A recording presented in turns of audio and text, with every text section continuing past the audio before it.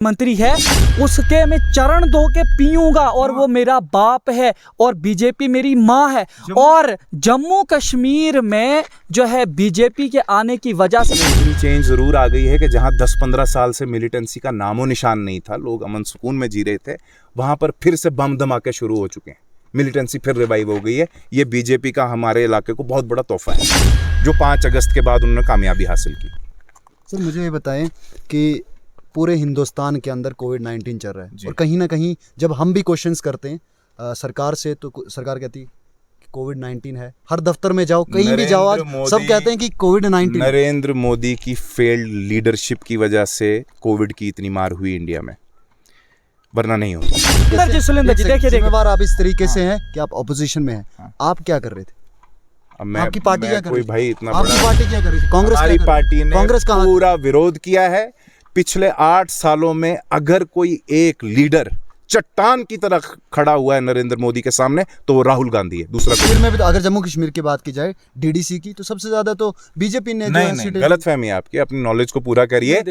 BJP के communal है, दूसरा जो बिकाऊ है और तीसरा जो अपने जमीर का सौदा करते हैं चंद टकों के लिए। बोल लीजिएगा, मुझे बोलने दो। मुझे एक शक हो रहा है आप दोनों पर। हाँ, जैसे 95% मीडिया हिंदुस्तान का जो है जो बिक चुका है मोदी के जो नाजायज पैसे अंबानी और अडानी के हैं ना, जो किसानों और मजदूरों से छीन कर दिए गए हैं बीजेपी को, उन पैसों से जो खरीदा हुआ मीडिया है 95% इंडिया का। सुन लीजिए सर, सवाल ये है कि वो आप ऑपोजिशन में हैं, जब वो ऑपोजिशन में हुआ करते थे तो वो छोटी छोटी चीजों पे सिलेंडर के ऊपर चूड़ियां तोड़ते थे, लेकिन आप क्या करें?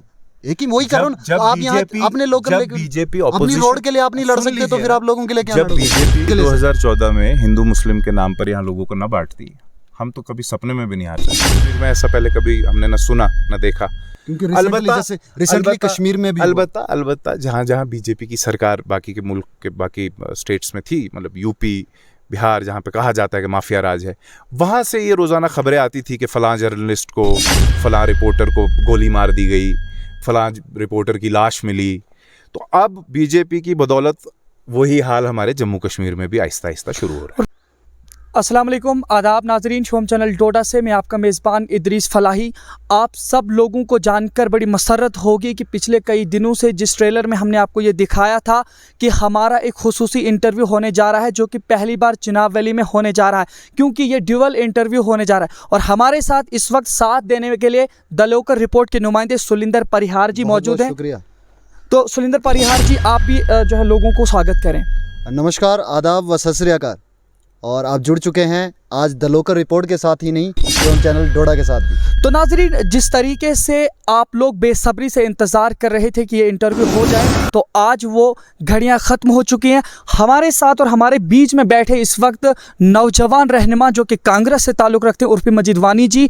डीडीसी इंतखाबात में ये हर तरीके से जो है शाना बशाना उन लोगों के साथ देखे गए जो काउंसलर्स बनने वाले थे कांग्रेस के ताल्लुक़ से, लेकिन उसके बाद तकरीबन 8 महीने तक ये गायब रहे। और उसकी वजह सिर्फ ये रही थी कि इनकी वालिदा की तबीयत अचानक ख़राब हो गई, जिसकी वजह से उन्हें सर्जरी करनी पड़ी और तकरीबन ये उन 8 महीने तक दिल्ली में रहे अपनी वालिदा के साथ। तो फ़िलहाल अल्लाह ताला उन्हें जो है शिफाए आजिला और शिफाए कामिला अता फरमाए। उर्फी साहब, देखिए उर्फी साहब, जिस तरीके से आप सरगर्म थे डीडीसी इंतखाबात में, लेकिन वो कशिश और वो झलक अब आपके काउंसलरों में नहीं दिख रही है जिस तरीके से वो लोगों के साथ वादे कर रहे थे। मैं आपसे ये पूछूंगा कि जो लोग आपकी कांग्रेस से या जब आप कोलेशन किया आपने यहाँ पे, वो जितने भी नुमाइंदे जीते बीजेपी के अपोजिट में, तो कोई कुछ सरगर्म नहीं दिख रहे हैं। आपको क्या लगता है किस तरीके से वो किस नहज पे पहुंचे होंगे अभी तक?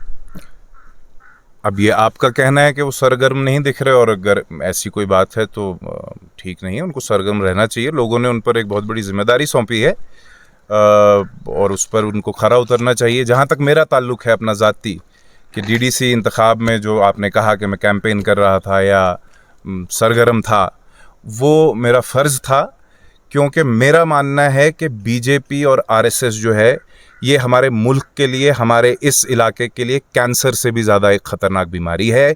उस बीमारी का इलाज करना बहुत ज़रूरी था और मैंने जी जान लगाया कि हम गुंदना की सीट पर, घट की सीट पर, मरमत की सीट पर उनके जो 2 जगह पर फॉर्मर एमएलए थे, एमओएस थे, वो लड़ रहे थे, उनको हराना ज़रूरी था। वो भी अल्लाह ने हमारी मदद की और हम कामयाब हुए।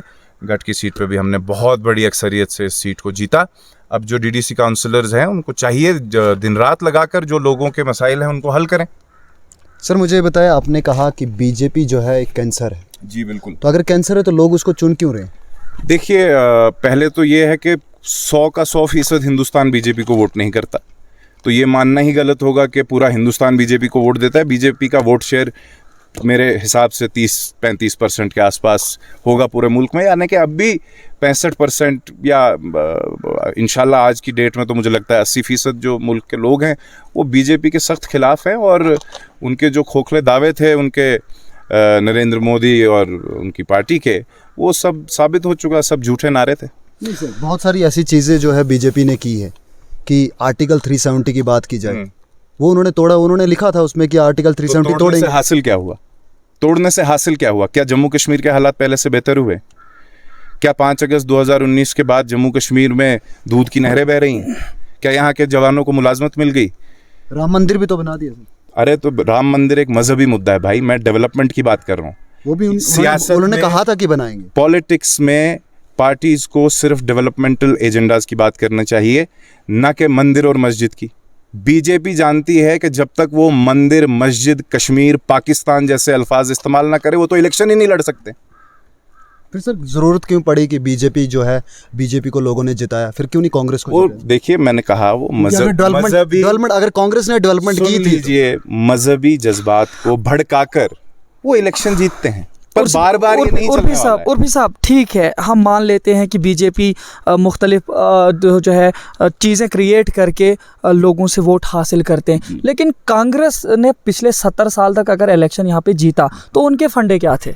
सेक्युलरिज्म, सेक्युलर पॉलिसी कांग्रेस की पॉलिसी रही है आज भी और आगे भी रहेगी। हम इलेक्शंस में हिंदू, मुसलमान, मंदिर, मस्जिद, पाकिस्तान, अफगानिस्तान इन अल्फाज का इस्तेमाल नहीं करते। ये तो आप अब कह रहे हैं, ये तो नहीं हमारे ये आप अब कह रहे हैं, ठीक है। सड़क, स्कूल, बिजली, पानी, ये मुद्दे होते हैं। नहीं, ठीक है, सड़क, स्कूल, बिजली, पानी अगर आपका मुद्दा है, और अगर आप कह रहे हैं कि बीजेपी का अगर आप कह रहे हैं कि बीजेपी का जो मुद्दा है कि बीजेपी का जी है पाकिस्तान, तालिबान, जम्मू कश्मीर, राम मंदिर, आपका बिजली, पानी, सड़क, लेकिन क्या वजह है कि 70 साल तक अगर आपने यही नारे लगवाए और आज जिसके खिलाफ आप बोल रहे हैं और उसी के खिलाफ जो है बीजेपी, आप तमाम लोगों को डिफीट करके सबसे अक्सरत में जीत जाती, कैसे?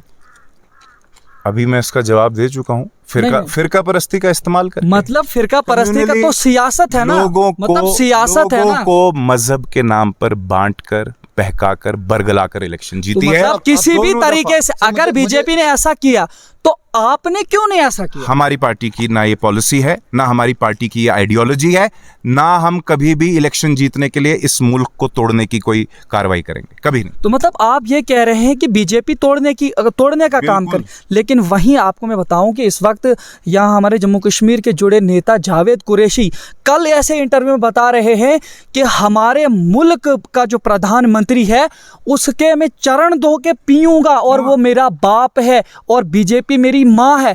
और जम्मू कश्मीर में जो है बीजेपी के आने की वजह से यहाँ के नौजवान बचे और कांग्रेस, एनसी और दीगर जितनी पार्टियां थी उन्होंने यहाँ के नौजवानों को मराया है। और आप सब लोगों को इल्जाम है कि एक सेकंड मेरे भाई, आपने किसके बारे में बोल रहे हैं? कौन लीडर है जावेद कुरैशी? जावेद कुरैशी लीडर नहीं है, वो एक स्पोक्स पर्सन है बीजेपी का। उस जोकर की बात कर रहे हैं जो वो मुनाफिक, वो जोकर आप कह रहे हो? अरे वो एक जोकर, एक बीजेपी का एक किराए का, सुन लीजिए, अरे स्पोक्स पर्सन छोड़ के बीजेपी अगर उसको चीफ मिनिस्टर भी बनाने की ख्वाहिश रखेगी वो पूरी नहीं होने वाली। पहली बात, मेरी नज़र में ऐसे लोग जो हैं बीजेपी के किराए पे रखे हुए जानवरों से ज़्यादा कुछ नहीं है। किसी अहम आदमी के बारे में सवाल करिए, ये तो एक गैर ज़रूरी शख्स की बात। जम्मू कश्मीर में ये कहा जा रहा है कि जो आज तक नहीं हो पाया, और आज पहले हिस्ट्री क्या नहीं हो पाया कि श्रीनगर के अंदर जो है झंडे, जो तिरंगा है हमारा, वो लहराया जा रहा है, पहली बार लहराया जी। अच्छा, 1947 से आज तक कश्मीर में झंडा नहीं लहराया गया? क्या झूठी कहानी है ये बीजेपी और उनके जो अंधभक्त टाइप सपोर्टर्स हैं, ये व्हाट्सएप के वो फेक मैसेजेस की कहानी है, ऐसा कुछ नहीं है। जब से जम्मू कश्मीर का एक्सेशन इंडिया के साथ हुआ है वहाँ पे तिरंगा वक्तन फक्तन लहराया जा रहा है। लाल चौक पे मैं तो लाल चौक गया नहीं, मैंने देखा नहीं। सवाल ये है कि झंडा फहराया जाता था लेकिन खौफ होता था लोगों को कि निशाना साधा जाएगा। यहाँ की मिलिटेंसी इतनी ज़्यादा थी कि लोग कहते थे, लेकिन जावेद कुरैशी सीधा परसों सीधा कर रहे हैं। मेरी बात सुनिए मेरे भाई, कामयाब सियासत ये नहीं है कि आप कहीं पर जबरदस्ती जाकर किसी घंटा घर पर या किसी दीवार पे कोई झंडा लगा दें। लेकिन कोई जबरदस्ती नहीं हुई है वहां पे। सुन लीजिए, हाँ। मैं तब उस सियासत को कामयाब मानूंगा अगर आप झंडा लोगों के दिलों में लगा पाए। दीवारों पे झंडे लगने से कुछ नहीं होता है। नहीं सर, चेंज तो आएगा ना। अगर चेंज की बात की जाए आएगा तब कहिएगा। आप तो चेंज तो आया ना सर, चेंज तो आया ना। आप पेशन गोई कर रहे हैं कि चेंज आएगा। चेंज क्या आना था, ये चेंज आया है। कम से कम मैं अपने इलाके की बात करूंगा, मैं कोई नेशनल लेवल का सियासतदान तो हूं नहीं। हमारे इलाके में इतनी चेंज ज़रूर आ गई है कि जहां 10-15 साल से मिलिटेंसी का नामो निशान नहीं था, लोग अमन सुकून में जी रहे थे, वहां पर फिर से बम धमाके शुरू हो चुके हैं। मिलिटेंसी फिर रिवाइव हो गई है। ये बीजेपी का हमारे इलाके को बहुत बड़ा तोहफा है जो 5 अगस्त के बाद उन्होंने कामयाबी हासिल की। सर मुझे ये बताएं कि पूरे हिंदुस्तान के अंदर कोविड-19 चल रहा है और कहीं ना कहीं जब हम भी क्वेश्चंस करते हैं सरकार से, तो सरकार कहती है कि कोविड-19 है। हर दफ्तर में जाओ, कहीं भी जाओ, आज सब कहते हैं कि कोविड-19। नरेंद्र मोदी की फेल्ड लीडरशिप की वजह से कोविड की इतनी मार हुई इंडिया में, वरना नहीं होती। आपने देखा होगा वैक्सीन शॉर्टेज। आप ये बता रहे हैं अपने मुल्क के बाशिंदों को वैक्सीन नहीं दी गई पहले, बल्कि उसको पहले बाहर दूसरे मुल्कों में बेचा गया जब यहाँ लोग सड़कों पे मर रहे थे। सुन लीजिए, लेकिन ऑक्सीजन की शॉर्टेज से लोगों की मौत हुई। ठीक है अगर आप इस तरीके से बता रहे हैं, नहीं पहले बात जवाब खत्म होने दीजिए। हाँ पहले बताइए। और सबसे बड़ी बात कि कई महीनों पहले नरेंद्र मोदी ने टीवी पर ऐलान कर दिया था कि हमने तो कोविड को हरा दिया, और उसके बाद ऐसी लहर आई। फॉरेन ऑर्गेनाइजेशंस ये एस्टिमेट करती हैं कि हिंदुस्तान में लगभग 1 करोड़ लोगों की मौत हुई है कोविड से। गंगा नदी में लाशें बहती नहीं दिखी आपको और नरेंद्र मोदी को। ये ठीक है, ये कहीं मीडिया पे तो नहीं आया ना। हर मीडिया चैनल ने कवर किया, मगर कहाँ लाखों दरियाओं में लोगों की लाशें बह रही थी। लेकिन 1-1 2-2 आप तो करोड़ों बोल रहे हैं। 1-2 नहीं, हजारों लाशें अभी आप करोड़ों बोल रहे थे। लोग सड़कों पे मरे हैं नरेंद्र मोदी की फेल्ड पॉलिसी की वजह से, फेल्ड गवर्नेंस की वजह से। जी सर, आप वरना जिस कंट्री में वैक्सीन प्रोड्यूस हो रही है वहां के लोगों को वैक्सीन नहीं मिलती, बल्कि ये उसको पहले बेचते हैं दूसरे मुल्कों में। लेकिन इसके लिए मैं आपको एक बात बताऊंगा। नहीं सुलेंदर जी देखिए जिम्मेवार आप इस तरीके से हैं कि आप ऑपोजिशन में हैं। आप क्या कर रहे थे? आपकी पार्टी क्या कर रही थी? भाई इतना आपकी पार्टी क्या कर रही थी? कांग्रेस हमारी पार्टी ने पूरा विरोध किया है। पिछले 8 सालों में अगर कोई एक लीडर चट्टान की तरह खड़ा हुआ है नरेंद्र मोदी के सामने, तो वो राहुल गांधी है, दूसरा कोई चेहरा नहीं। लेकिन जो राहुल गांधी जी को आप बता रहे हैं, आपको लगता है कि वो 56 इंच चौड़े वजीर आजम के मुकाबले में इलेक्शन जीत पाएगा कांग्रेस? कौन सा 56 इंच का वजीर आजम? मेरा मानना है, और जो भी इस देश में थोड़ी बहुत अक्लमंद तबका जो है बाहर पढ़ा लिखा, वो ये जानता है, हिंदुस्तान को नरेंद्र मोदी से ज्यादा कमजोर और खराब प्रधानमंत्री आज तक नहीं मिला। लेकिन ऐसा जिस तरीके से बीजेपी ने हर तरीके से, पूछिए क्यों? बताइए। लद्दाख से लेकर और नॉर्थ ईस्ट इंडिया तक, अरुणाचल तक, चाइनीज आर्मी हिंदुस्तान के अंदर आके बैठ के हमारी जमीन पे कब्जा कर चुकी है और परमानेंट स्ट्रक्चर्स बना चुकी है। 56 इंच का सीना तो वहां दिखाना चाहिए था। पहले चाइनीज फौज को तो वापस भेजें, हमारी जमीन को तो आजाद करें। कौन सा 56 इंच का सीना है?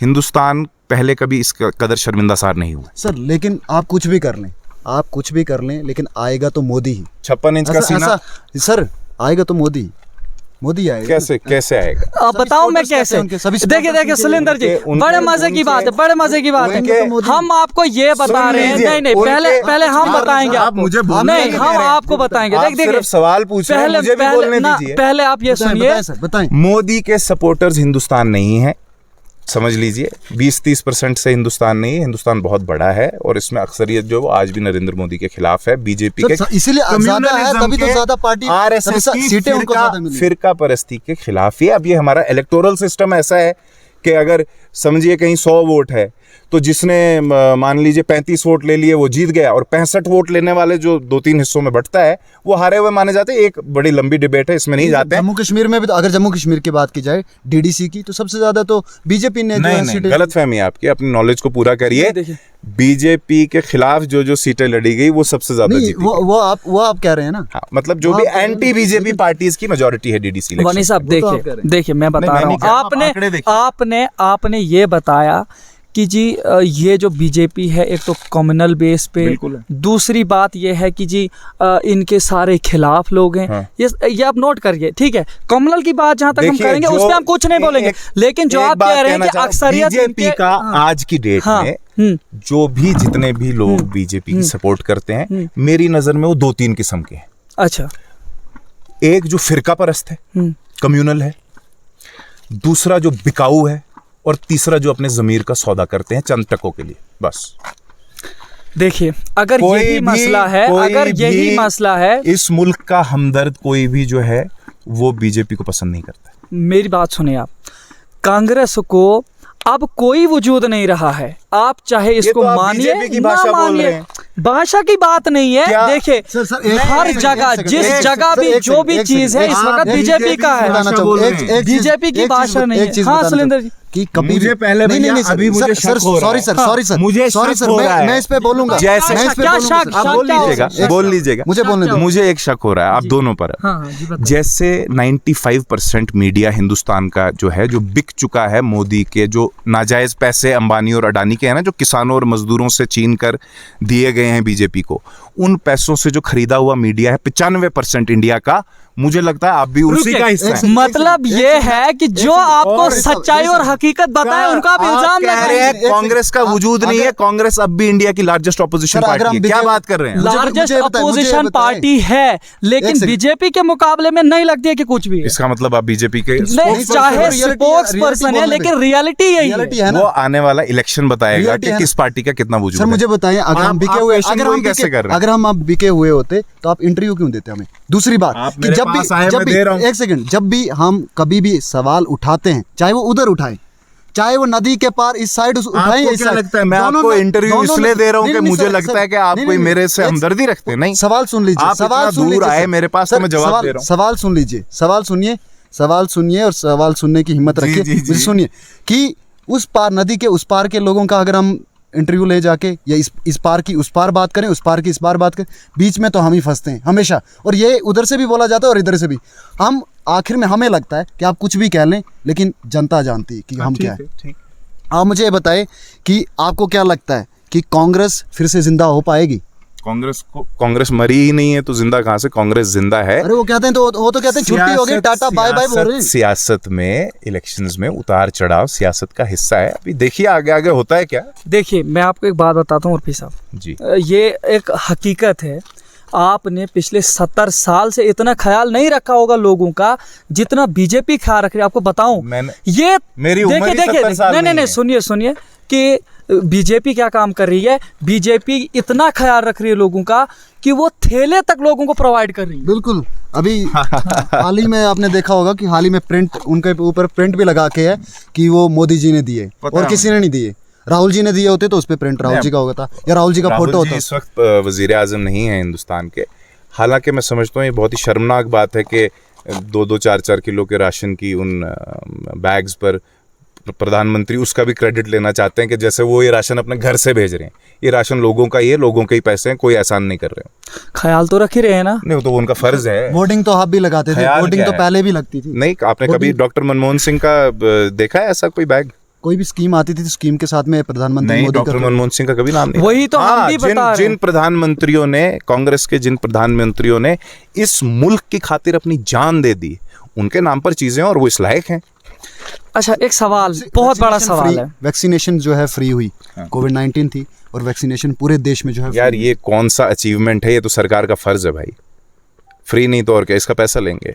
और कोई बीजेपी अपने कोई पार्टी फंड से ये वैक्सीन नहीं दे रही है, ये लोगों का ही पैसा जो है उससे आ रहा है। इस वक्त मैं आपसे ये सवाल करना चाह रहा हूँ, जब आप सब लोग एक साथ कोलेशन में आए, पैक्ट बनाया आप लोगों ने, सब ने, एनसी, कांग्रेस, सब ने मिल के जी। एक बहुत बड़ी विंग बनाई जी, हम जी बीजेपी को इस तरीके से हार देंगे, शिकस्त देंगे, और उसका आपने मेन टारगेट किया कि जो स्टेटहुड यहाँ से छीना गया है वो स्टेटहुड जो हम वापस लाएंगे जी। ना स्टेटहुड वापस आई, ना आप लोगों का इक़्तिदार वापस आया। स्टेटहुड लाने के लिए डीडीसी के इलेक्शन जीतने से स्टेटहुड नहीं आता मेरे भाई। स्टेटहुड वापस बताया, लाने के लिए इनका कहना यह है कि इलेक्शंस में बहुत चिल्ला चिल्ला के कहा जाता था कि स्टेटहुड वापिस लाएंगे। कहाँ है मैंने वो? तो ऐसा कभी नहीं कहा। आपके पार्टी ने नेताओं कहा। ने, मैं अपना जवाब आपके दे लोगों ने सकता हूं। कहा, क्योंकि इलेक्शन तो ऐसे किसने जीता कहा? था। आपके लोगों ने जो डीडीसी में उतरे थे मैं उन लोगों ने कहा कि स्टेट। मैं उनकी कही हुई बात का जवाब नहीं दे सकता। अच्छा अभी क्या है? अभी स्टिल आप क्या चाहते हैं? मेरे से मेरे बारे में स्टिल आप क्या चाहते हैं? स्टिल आपकी अगर पावर में आते हैं तो आप स्टेटहुड वापस लाएंगे? बेशक इंशाल्लाह, उसके लिए मरकज में हमारी हुकूमत आना जरूरी है। देखिए, बीजेपी के मुताबिक जब यहाँ से आर्टिकल 35A और 370 ख़त्म हुए, उसके बाद जम्मू कश्मीर में तरक्की हुई। अब मैं आपसे एक बात बोलता हूँ कि आप ये ज़रूर वहाँ से जवाब में बोलेंगे जी यहाँ के नौजवान बेरोज़गार हैं।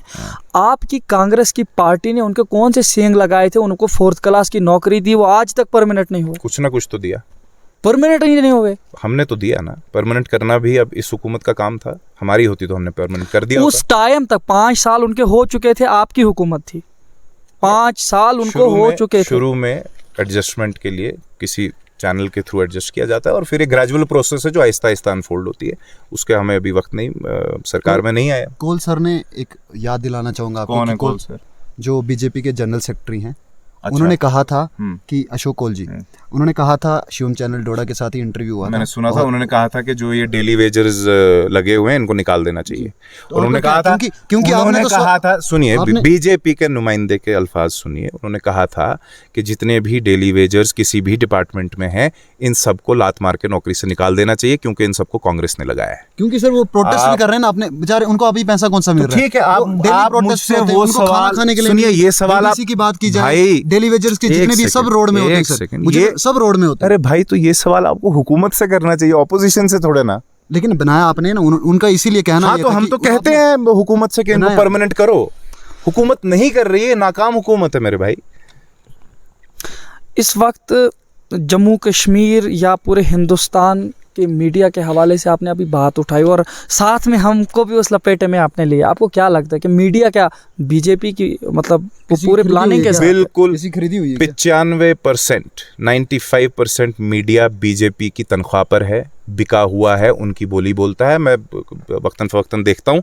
98% मैं तो कहूँगा, 1-2-3% मीडिया वाले होंगे जो न्यूट्रल है, जो बीजेपी की स्पोक्समैन की तरह काम नहीं करते, बीजेपी की वकालत नहीं करते। बाकी 95-98% तो सब बीजेपी के। और मैं अब जिसको भी मिलता हूँ तो मुझे शक पैदा हो जाता है कि ये भी उन्हीं में से होंगे। देखिए, मसाला ये है कि क्योंकि अभी भी आप जो है हुकूमत से जो आपको सवाल करने चाहिए, जो 8 साल से हुकूमत है, आप उससे नहीं पूछ रहे, आप मेरे से पूछ रहे हैं। उनसे पूछते हैं ना। मैं तो- ओ भैया, जब मैं वो तो हमें मिलते हैं हम तो मैं तो पूछते एक- हैं भैया, हम तो पूछते हैं सुन उनसे लो ना, सवाल। पर मैं तो एक अदना सा एक सिविलियन हूँ। मैं तो कोई- अदना सा सिविलियन? आप तो कांग्रेस के यहाँ से, ये जो है लेकिन कांग्रेस के कांग्रेस को रहनुमा लेकर है आप आप यहाँ तो से। ठीक, रहनुमा तो हजारों हैं, मैं कौन सा कोई आने वाले टाइम में आप ही जो है चीफ मिनिस्टर होंगे, आप ही एमएलए अल्लाह- होंगे, आप ही कुछ होंगे। बहुत शुक्रिया आपका। तो आपसे अल्लाह बनना- अल्लाह आपकी इन अल्फाज को सच कर दे। क्योंकि हम तो क्वेश्चन करेंगे ना। चले देखिए अगला सवाल। उर्फी साहब, अब आप जरा अपने इस डोडा पे आइए। जी। मैं क्योंकि आपको नेशन की बातें होगी, जैसे लोगों को वो, आइए, क्योंकि लोग पहला मुद्दा, जी, बाबरी मस्जिद की तरह आपके इलाके का भरत रोड, अभी वहीं से आए हो, नहीं हुआ था आपके उस टाइम में भी ठीक, और आपको अभी भी नहीं, आपकी पोजीशन ही सही, लेकिन आप इस वक्त भी कुछ करवा सकते हो। रहनुमा रह चुके हैं आप सब। क्या करवाना है? मतलब किसी तरीके से तो इस बारे में तो इसमें करवा आज तो सकते रोड हो। अच्छी है, अगर आप नहीं है, शक्तिराज आधी है, परिहार जी ने आधी भी तो कहा गलत था। है। ये शक्तिराज परिहार जी ने भी कहा था ड्यूरिंग डीडीसी इलेक्शंस कि उनसे पूछिए कि उन्होंने अपने घर की रोड नहीं बनाई। हम तो गाड़ी में आए अपनी हुकूमत। गाड़ी में आए, मैं कह रहा हूँ कि हालात अभी भी खराब हैं इस रोड के। तो वो तो ये हुकूमत इसको ठीक नहीं कर पाई। मतलब कि आप भी तो करवा सकते हो। देखिए, एक बात को अब जरा सुन लीजिए जवाब, अगर आप सुनना चाहें। हाँ, जब से मुल्क बना 1947 से, हमारे दादा परदादा 2010 तक डोडा से भरत पैदल ही चलते रहे, मैं खुद भी चला हूँ। ये मैं पहले भी आपको एक बार इंटरव्यू में जवाब दे चुका हूँ। आप बार बार एक ही सवाल कर रहे हैं, फिर जवाब सुन मुद्दा है। लीजिए, सुन ले, आप मुद्दा बना रहे हैं। नहीं अब सर, सवाल आपको सुन प्रोटेस्ट लीजिए। करना चाहिए ना। एक सेकंड 2010 में एक सेकंड मेरा जवाब अब नहीं, मेरा जवाब आपने देना। बोल दिया, आपने नहीं, बोल नहीं, दिया, नहीं, आपने बोल दिया, मेरा जवाब खत्म आपने हो बोला कि ये पहले भी बोला ये हुआ है। ऐसा इंटरव्यू आपने बोला नहीं- इंटरव्यू ऐसा पहले भी इंटरव्यू हुआ नहीं चलेगा। आपने बोला आपने सवाल पूछा, अब जवाब जी सुनिए। बताएं। 2010 में इलाका बरत के लोग जो है गाड़ी में अपने घर आए, और 2010 से अभी तक हमारी हुकूमत के वक्त से गाड़ी में ही आ रहे हैं। अब रोड खराब हुई, कच्ची पक्की, ये जाके उनको पूछो जिनकी 8 साल से हुकूमत है भाई। ठीक ठीक, इसी पे यही कहना चाहता था हाँ। मैं कि उनकी हुकूमत है, उनका बनता है। ये तो ऐसा लग रहा है लेकिन- जैसे कोई बीजेपी का वर्कर मेरे से सवाल नहीं, पूछ रहे। ठीक है सर, सुन लीजिए, सवाल सुन लीजिए। मतलब एक आप सेकंड, बुरा मत सवाल माने। सवाल नहीं, सुन नहीं, पर लीजिए। ऐसा ठीक लग रहा है, सवाल ठीक सुन है। लीजिए सर। सवाल ये है कि वो आप ऑपोजिशन में हैं। जब वो ऑपोजिशन में हुआ करते थे तो वो छोटी छोटी चीजों पे, सिलेंडर के ऊपर चूड़ियां तोड़ते थे, वो लेकिन दिल्ली आप में क्या है। करें? एक ही वही करो ना। जब आप यहाँ BJP अपने लोकल जब लेके BJP अपनी opposition- रोड के लिए आप नहीं लड़ सुन सकते, तो लीजिए। फिर आप लोगों के लिए क्या जब लड़ोगे? बीजेपी अभी की बात कर रहा हूँ, जम्मू कश्मीर में ना, ऑपोजिशन की बात कर रहा हूँ कि आप तो अपनी रोड के लिए नहीं लड़ इनके लीडर सकते। जो है, आप लड़ नहीं सकते तो इनके क्या लीडर उधमपुर से यहाँ तक नहीं आते थे, ये सब जम्मू में रहते थे। मेरा शायद से क्वेश्चन नहीं सुना हाँ, आपने। सुनाइए। मैंने ये कहा कि आप अपनी रोड के लिए लड़ नहीं सकते, अभी आप कुछ कर नहीं सकते, इस पर- लेकिन लड़ जरूर सकते हो। इस पर आप लड़ अभी- जरूर इस सकते हो, वो पर- क्यों नहीं? इस पर आप 2014 प्रोटेस्ट करने चाहिए बस स्टैंड पे। 2014 से लेकर अब तक भी जो इसकी ये जो थोड़ी मरम्मत और आज ये कुछ कदर जो थोड़ी बहुत ठीक हालात में है, ये सिर्फ और सिर्फ ख्वाजा अब्दुल मजीद वानी साहब की काविशों का नतीजा है। सर और बहुत जगहों पे जो है ब्लैक टॉपिंग हुई, हमने देखी कि ब्लैक हर टॉपिंग तब ब्लैक हुई टॉपिंग जब हमने पहले रोडें बनाई भाई, आगे बढ़ो। जी, अभी ब्लैक टॉपिंग हो रही है, तो इधर क्यों नहीं हो रही ब्लैक टॉपिंग? काफी हुई है, मैंने देखा हो अच्छा, रही है। अब मसला ये है कि ये सियासत की ये भूख क्या होती है कि इंसान जितना ज़्यादा मतलब उम्र में आ जाता है उतना ज़्यादा सियासत का शौक चढ़ता है। मतलब आप देखिए, मैं आपको एक बात बताता हूँ, पिछले जितने भी डीडीसी के मुझे- इंतखाबात हुए, नहीं जो अरे हाँ। जो जो जो यहाँ के जो आपके मतलब जो रूलिंग पार्टी के नेता थे, उनका बयान था बीजेपी कि भाई, हाँ उनका बयान था, मैं ये नहीं नाम लूँगा किसका नाम, उन्होंने कहा कि भाई देखिए, कांग्रेस चलती है हमारे डोडा में वानियों से और दिल्ली में चलती है गांधियों से। तो क्या ये दूसरे लोगों के लिए ये नहीं है सियासत कहीं ना कहीं जो drawback जो है, आप लोग nepotism लड़ की रहे वजह से थे? ड्रॉबैक हुआ कांग्रेस को, या आप मानेंगे, मुझे लगता है आप मानेंगे ये बात भाई- कि नेपोटिज्म की वजह से कहीं ना कहीं कांग्रेस No, no. को जो छवि थी वो खराब। That is totally senseless. अगर गांधियों की वजह से कांग्रेस चलती है तो इसका मतलब लोग उन्हें प्यार करते हैं, और अगर डोडा में वानी साहब से कांग्रेस चल रही है तो यहाँ के लोगों का उन पर इतना एतमाद है, तो खुशी की बात है मेरे लिए। चल रही है एक अलग बात है, मतलब फेस आपका सिर्फ एक है यहाँ पे और वहाँ पे भी एक तो फेस है, सारे लोगों का एतमाद उस चेहरे पर है। नहीं लेकिन तो हार क्यों जाते हो फिर अब मुझे अगर सर एतमाद भी एक है? असेंबली इलेक्शन हारे फिरका परस्ती की लहर से। बाकी हमारे यहाँ के लोग जितने भी हैं, जितने भी जहां तक मैं लोगों तक मिल पाया हूं, वो सभी कहते हैं, वो सभी एक कहते हैं पीएम के लिए। 2014 में हिंदू मुस्लिम के नाम पर यहाँ लोगों को न बांटती, हम तो कभी सपने में भी नहीं हार सकते थे। तो मुझे बताया कि लोगों की अगर मैं बात कहूँ, लोगों से मिलते हैं और लोगों की सबकी ये है, सभी यही बोलते हैं कि प्राइम मिनिस्टर मोदी ही होने चाहिए, चाहे सीएम कोई और हो जाए, एमएलए बन जाए कोई भी, लेकिन प्राइम मिनिस्टर मोदी अभी और बनेंगे, और कोई है ही नहीं, और कोई है ही नहीं पीएम मोदी बनने। सुन लीजिए, आप ऐसे कह रहे हैं कि लोग कहते हैं कि जैसे आपने हिंदुस्तान के 125 करोड़ यहाँ के लोग भी कहते हैं, वो यहाँ के लोग भी। आप फिर जिससे भी पूछते हैं वो सब बीजेपी के सपोर्टर। अच्छा ठीक है, आप मुझे ये बताइए, बीजेपी के नेताओं के बारे में आपका क्या ख्याल है? फिरका परस्त हैं, किराए पर हैं, कुछ फिरका परस्त हैं। नहीं, ये किस तरह से इलेक्शन जीतते हैं? पहले आपके नेता भी थे, कौन? आधे लोग जो उधर गए हैं वो पहले इधर तो थे। मैंने कहा ना, कुछ लोग जो उनमें वो बिकाऊ हैं, तो इधर पहले वो ठीक थे, बिक गए। वो पहले इधर ठीक थे, अब वो बिकाऊ हो गए। गैब की खबर अल्लाह को, हमें क्या पता उनके दिल में क्या था, वो बिक गए, बिकने वाले थे। मेरे कहने का मतलब है कि कुछ बिकने वाले थे जहाँ बीजेपी जीती, और कुछ डरने वाले थे। अच्छा जहाँ पर हमारे पास अब भी ऐसे लोग हैं जो ना बिकने वाले हैं और ना डरने वाले। और भी साहब, जहाँ पे इस वक्त बीजेपी के नेता जीते हैं, अक्सरियत में वही लोग जीते हैं, तो आप मुझे ये बताइए वो किस तरीके से जीत रहे हैं? वो हिंदू और मुसलमान के बीच लड़ाई करवा के, जहर फैलाकर, फिरका परस्ती का। आप ही के कुछ नेता लोग बोलते हैं जी कि वो मोदी के नाम पे वो, और हाँ, तो मोदी के फोटो मोदी का मतलब ही है फिरका परस्ती। अच्छा, मतलब कि जो वजीर आजम इस वक्त हैं आप उसको सीधा निशाना बिल्कुल, बहुत आपको कम है। डर नहीं लगता इन तमाम चीज़ों से जो आप डायरेक्टली रूलिंग पार्टी को टारगेट करके, और खास करके प्राइम मिनिस्टर ऑफ इंडिया को जो छप्पा नीच के सीने वाले? मैं अल्लाह के सिवा किसी से नहीं डरता। ऐसे अगर पीएसए वगैरह से नहीं डरते हो? पीएसए क्या, फांसी से नहीं। अगर ऐसे 1000 मोदी भी मेरे सामने खड़े हो जाएं, मैं अल्लाह के सिवा किसी से नहीं डरता। किसी को फांसी लगानी हो पीएसए, जो करना कर ले। देखिए, आपके ये बयान इस तरीके के आते हैं तो ये जवानी के जोश में कहीं आप होश तो नहीं खो रहे हैं? बिल्कुल, अल्लाह की मदद है सारी बस। क्योंकि जवानी के जोश में ऐसी चीज़ें हम अक्सर बोल देते हैं, हमें लगता है कि हम बहुत कुछ करेंगे, लेकिन रियलिटी कुछ और होती है। वो वक्त आने पे आपको दिख जाएगी इंशाल्लाह। जम्मू कश्मीर के हालात किस तरीके के हैं आजकल, आपको क्या लग बहुत रहा है? ख़राब करंट खस्ता सिनेरियो हाल। क्या आप है? ये देखिए, मैं बड़ा परेशान हुआ इस चीज़ से पिछले कुछ वक्त से कि हमारा डोडा चिनाब खित्ता पूरा, और जिसमें भद्रवाह किश्तवाड़ वगैरह ये सब, रामबन बानिहाल, और जो पीर पंजाल का इलाका है पुंछ राजौरी वगैरह, पिछले 10-15 साल से ये इलाके कांग्रेस और बाकी जो दीगर पार्टियों की हमारी हुकूमत रही कोलिशन की, इसकी वजह से ये इलाके बिल्कुल अमन व सुकून से जी रहे थे, मिलिटेंसी फ्री हो चुके थे।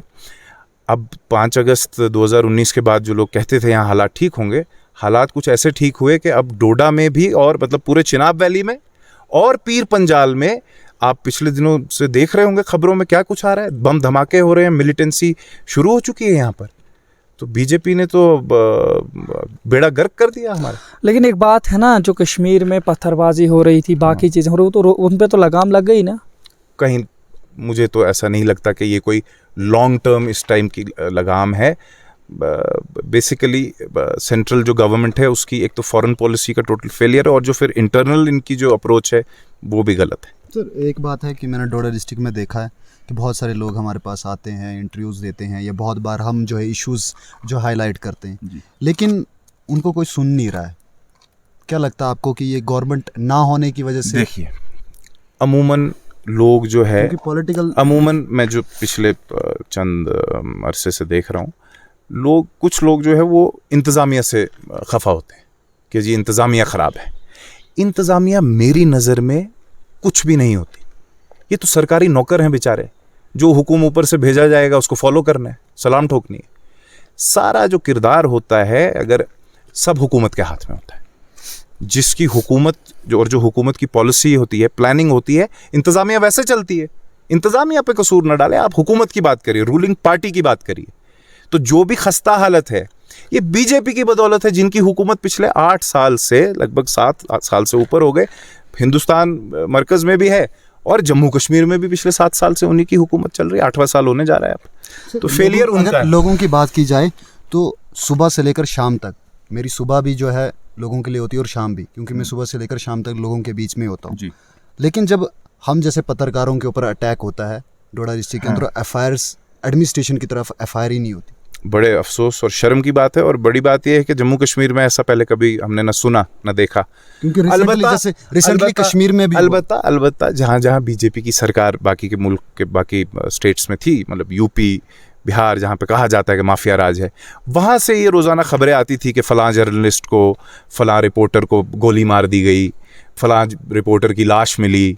तो अब बीजेपी की बदौलत वही हाल हमारे जम्मू कश्मीर में भी आहिस्ता आहिस्ता शुरू हो रहा है। और फिर साहब देखिए, मैं आपको बताऊं कि मैं फ़िलहाल इसी हवाले से आपको सवाल करूंगा जिस इलाके में आज हम हैं, भारत में। जी। देखिए, जिस तरीके से आपने इंतखाबात जीते पहले, जी। तो आपको नहीं लगता है कि उन इंतखाबात के जीतने के बाद आपने अपने इलाके की तरक्की के लिए कुछ इतना ज़्यादा नहीं किया, यहाँ के लोगों के लिए नहीं किया, और यहाँ के लोगों के दिल आप जीत नहीं पाए? क्योंकि आपके भारत के अक्सरियत लोग जो है इस वक्त बीजेपी के साथ जुड़ी हुई है। इसकी क्या वजह है? ये सरासर झूठ है। नहीं, मैं खुद देख रहा हूँ। और मुझे अफसोस है कि अब मेरा यकीन और पुख्ता होता जा रहा है कि आप बीजेपी के लिए काम करते हैं। तो मतलब जब भी आपको निशाना साधे आपके घर के लोगों के हवाले से, तो हम बीजेपी के, हम देखते हैं, हमने खबरें चलाई उनकी, वहाँ पे अक्सरियत जो है भारत के लोगों की होती है। 500 घरों में से एक घर का बीजेपी के साथ होने को आप पूरा गांव कहते हैं? आप मतलब एक एमएलए के गांवों से कोई आदमी किसी दूसरी पार्टी में चला जाता है। अल्हम्दुलिल्लाह, मैं बड़ा मुतमईन हूँ इस चीज़ से कि जो डेवलपमेंट ख्वाजा अब्दुल मजीद वानी साहब के दौर में डोडा कॉन्स्टिट्यूंसी में हुई, वो पिछले 60 साल में नहीं हुई थी। जरा बताइए क्या क्या हुआ है। सड़कें चारों तरफ नजर मारिए, किसने बनाई है? ये तो आजाद साहब का काम है, तो आजाद साहब के ही तो साथ लेकिन ये कह रहे हैं कि अगर उन्होंने काम नहीं किया होता तो असेंबली ये की बात कुछ नहीं करें। चलो करते। ये तो अब आप कुछ ना कुछ जैसे आजाद साहब चले गए बाहर, आप- आजाद साहब बाहर चले गए तो आपने अपनी सड़क नहीं बनाई। आप बीजेपी वाले कुछ ना कुछ नुक्स तो निकालेंगे ही। अच्छा, आप बीजेपी वाले, अब हम बीजेपी आपकी वाले तो- हो गए। आपकी तो हम तो बोली है। बीजेपी वाले नहीं है इस आपकी वक्त, बोली आप है। अपोजिशन में अब है आप बोलेंगे इस वक्त। आजाद नहीं आपने हाँ। नहीं बनाई ये इतनी नहीं, डेवलपमेंट सुनिए, आपने सुनिए, नहीं की, सुनिए, आजाद सुनिए, साहब ने की। सुनिए। अगर आजाद साहब नहीं होते तो आप कह देते नहीं इसमें आपका क्या रोल है, ये तो मनमोहन सिंह ने की। आप जरा अपना भी देखिए। अब सुनिए, आपको लोग आज तो ये सुनिए, देख अब सुनिए। एक सेकंड, हाँ। मैंने लीडर्स को सुलिंदर देखा, जी, जिस तरीके से सवाल मैं कर रहा हूँ इनसे, ये कह रहे हैं डायरेक्टली ये आप लोग जी इसका बीजेपी का इसका जवाब मैंने दे मतलब दिया क्या था। है इसका जवाब मतलब मैंने क्या पहले है? दे दिया। हाँ, मुझे ये बताइए। बताएं सर कि आपके सवालों का सर पैर ही नहीं है, और जो भी इसको आपके सवालों को सुनेंगे जो लोग, वो हंसेंगे आप पर।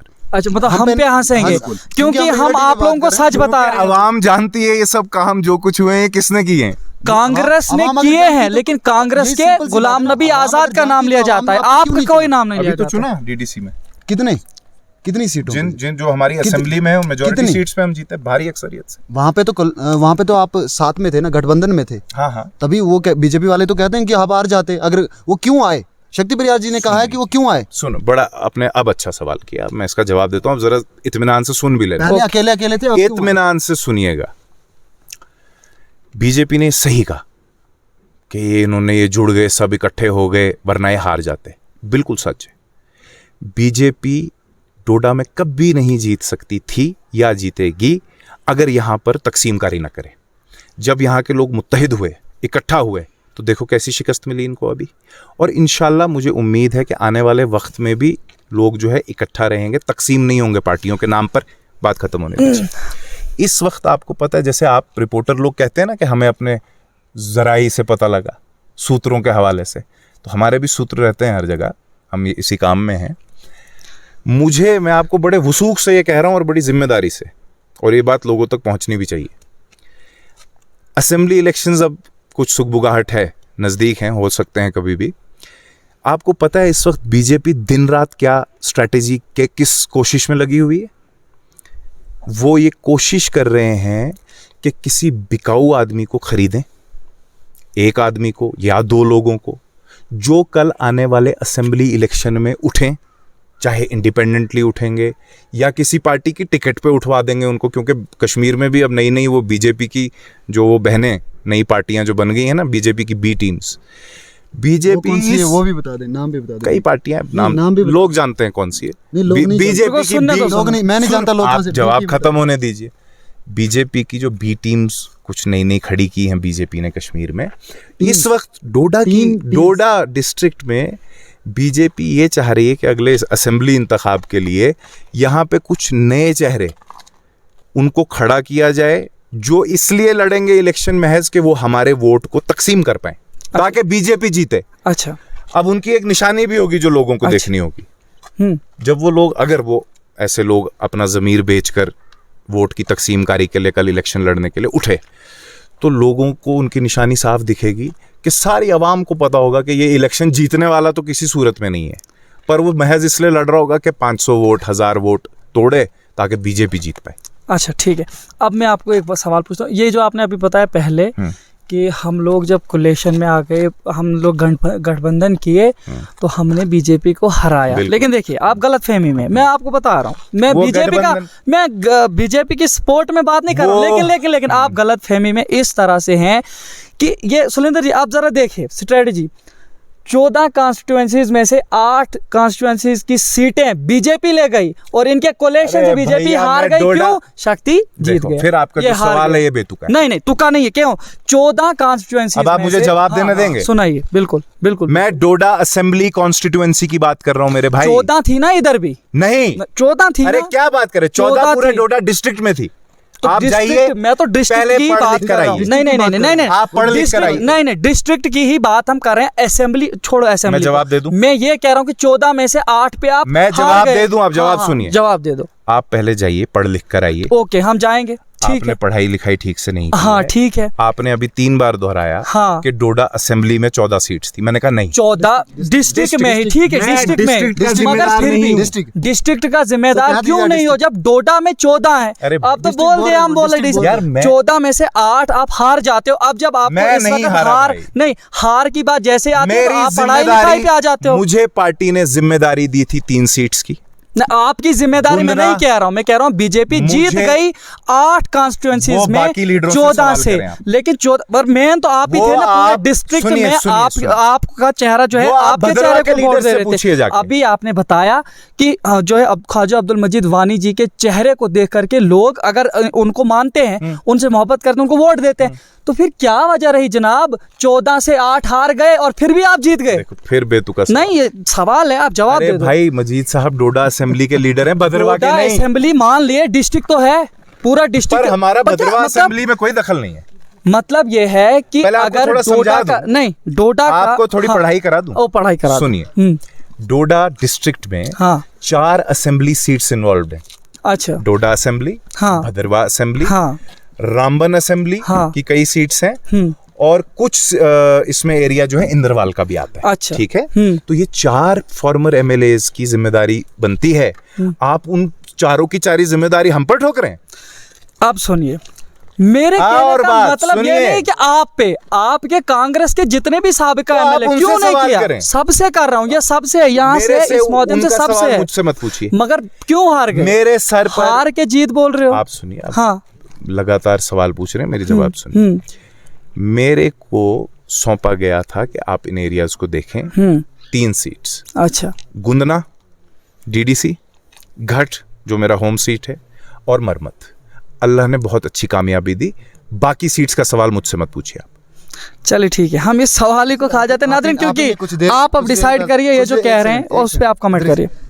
आप मुझे बताइए कि आप ही ने पहले कहा कि बीजेपी इतनी सीटों पर जीती और इतनों पे हारी, तो ड्रॉबैक है बीजेपी के लिए। और फिर आप ही कह रहे हो कि 3 पे हम जीते और इतनों पे हारे, तो ये अच्छी चीज़ होगी, मतलब आपके लिए अच्छी होगी और बीजेपी के लिए ड्रॉबैक होगी। देखिए, ये तो सिंपल कह रहा है ना कि आप उनका सीधा सीधा जो है खिलाफ हैं उनके, बीजेपी के खिलाफ। आप तो बोलेंगे मेरे दिलो दिमाग में उस वक्त एक मकसद था कि इनकी फिरका परस्ती का अलमबरदार, इनका जो चीफ यहाँ के फॉर्मर एमएलए वगैरह जो रहे, उनको लोगों के हाथों धूल चटवानी थी और अल्लाह ने उसमें कामयाबी दी। बस मैं इस चीज़ से मुतमईन हूं। सर मुझे ये बताएं कि डीडीसी के इलेक्शन के टाइम पर बड़े शेर बब्बर निकलते हैं, जबकि मैं शेर आप समझ गए होंगे क्या कहना चाहता हूँ, क्योंकि ये फेमस हो गया था। छोटा सा क्लिप था, वो बहुत फेमस हुआ है।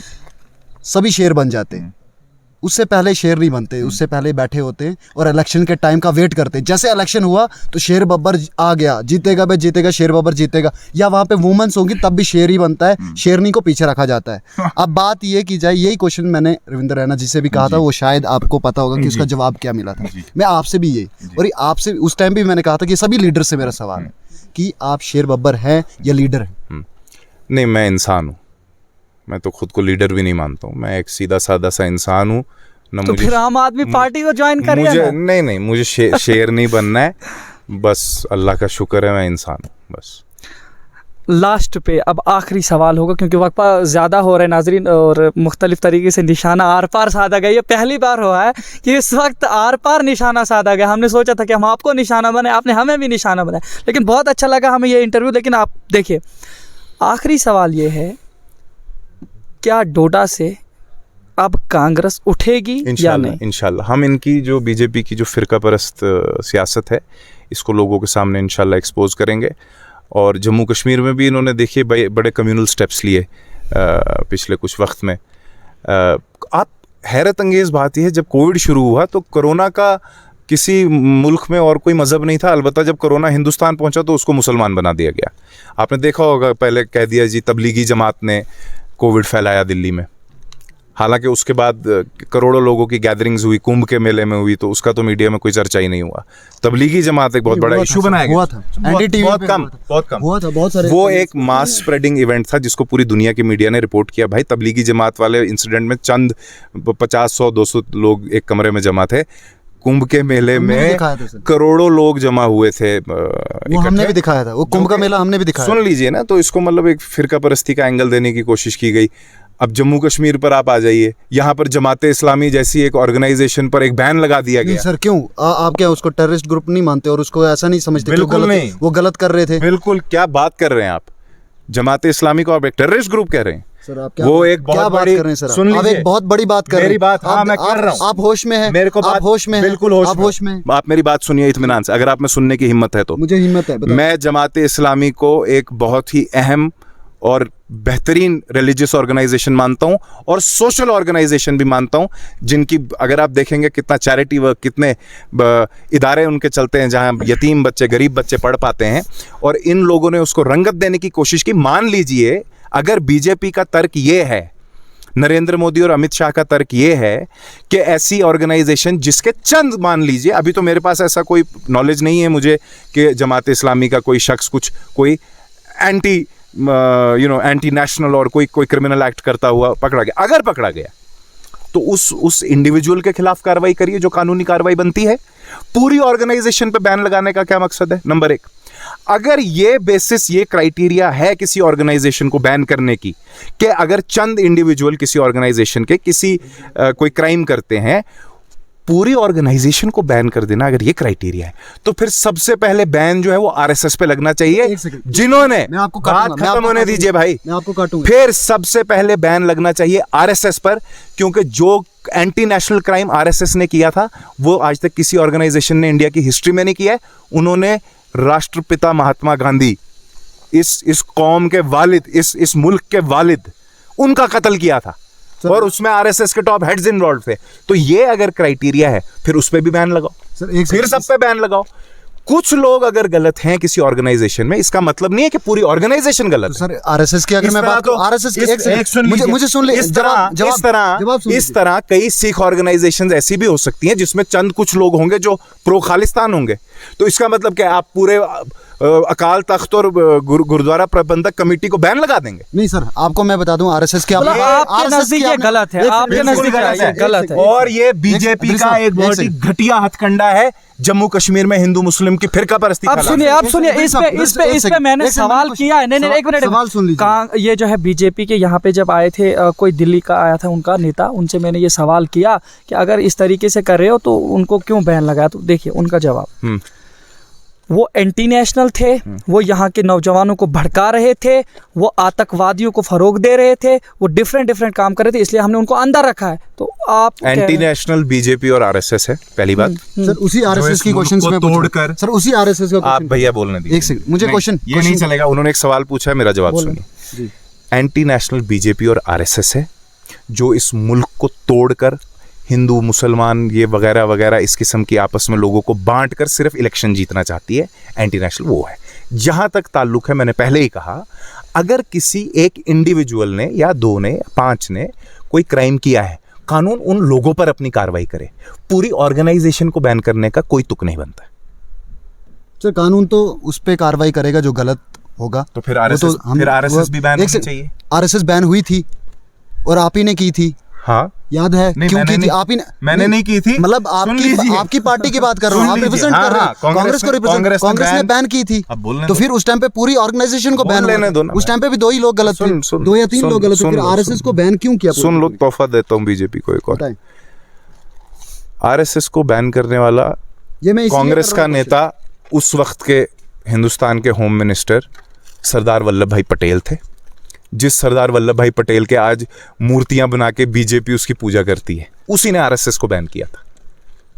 तो ये बीजेपी को समझ लेना चाहिए। ये मैंने इसीलिए क्वेश्चन किया क्योंकि आपने जो है अभी ये जो रिसेंटली वाला क्वेश्चन किया, इसके आंसर दिया कि वो जो है जमात इस्लाम को। पिछले दिनों में डोडा में मुअज्जिज लोग, जिनका यहाँ के समाज में एक स्टेचर है, उनके घरों पर रेड्स हुई हैं।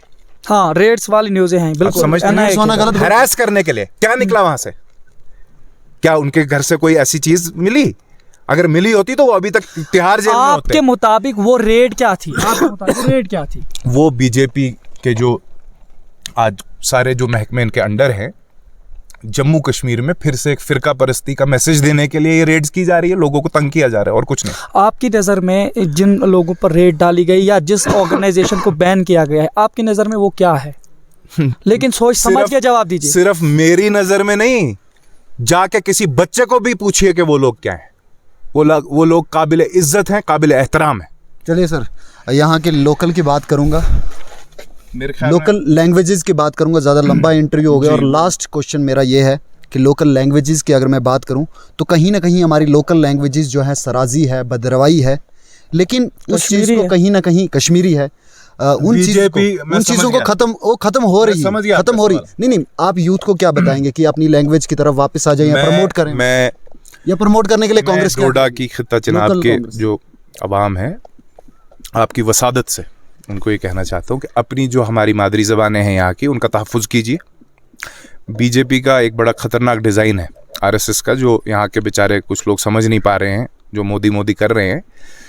एक यहाँ पर चाह रहे हैं कि बाहरी ज़बानों को लाके अंदर यहाँ पे थोपना लोगों पर, ताकि आहिस्ता आहिस्ता 10-20-30 साल तक यहाँ की जो लोकल ज़बानें हैं, जैसे कश्मीरी है, सिराजी है, भदरवाई है, गोजरी है, इनको मिटाकर यहाँ पर उत्तर प्रदेश की या किसी और राज्य की भाषा को अंदर घुसा दें, ताकि यहाँ का जो कल्चर है वो मिट जाए। लेकिन तो हिंदी मेरा कहाँ है उत्तर प्रदेश राष्ट्रीय, तो ओवरऑल इंडिया की नहीं, हिंदी भाषी जो सेंट्रल इंडियन स्टेट्स हैं, देखिए इसमें कोई बाहर की जो बाकी स्टेट्स में लैंग्वेजेस है वो अपनी लैंग्वेजेस को प्रोटेक्ट करते हैं। नहीं सर, आप हिंदी सीखें, इंग्लिश सीखें, मैं बात ये कर रहा हूं कि मगर सब कुछ सीखें।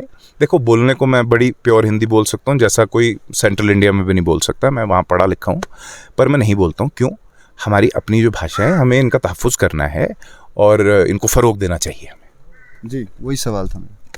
तो बहुत बहुत शुक्रिया नाजरीन, आपने देखा कि आज के जो हमारे मेहमान थे उर्फ़ी मजीद वानी जी, नौजवान रहनुमा है ज़िला डोडा से। मुख्तलिफ़ तरीके से आर पार सवालात हुए हैं, तो इसी तरीके से मुख्तलिफ़ तरीके से हम इंटरव्यूज़ करते रहेंगे। तो सुलिंदर परिहार जी, आप भी लास्ट में फ़ीडबैक दीजिए कि किस तरीके का यहाँ पे आपको अभी तजुर्बा रहा। ये पहला एक्सपीरियंस था और मुझे जो लगा कि बहुत ही अच्छा हुआ, और ये अच्छा इसलिए हुआ क्योंकि हमारे साथ में जो है एक यंग लीडर भी हैं और इनके अंदर भी जोश और बहुत सारी बातें इन्होंने भी कही हैं। सभी लोग देख रहे हैं और कमेंट भी करेंगे ज़रूर। सर, आपका बहुत बहुत शुक्रिया कि अपना कीमती समय बहुत शुक्रिया। आप इतना दूर सफ़र करके आए मेरे आबाई गांव में, आपको खुशामदीद और सलामत रहिए। Thank you. तो नाजरीन, इसी तरह देखते रहे शोम चैनल डोडा और द लोकल रिपोर्ट। अपने मेज़बान इदरीस फलाही को और सुलिंदर परिहार को दीजिए इजाज़त। अल्लाह हाफ़िज़।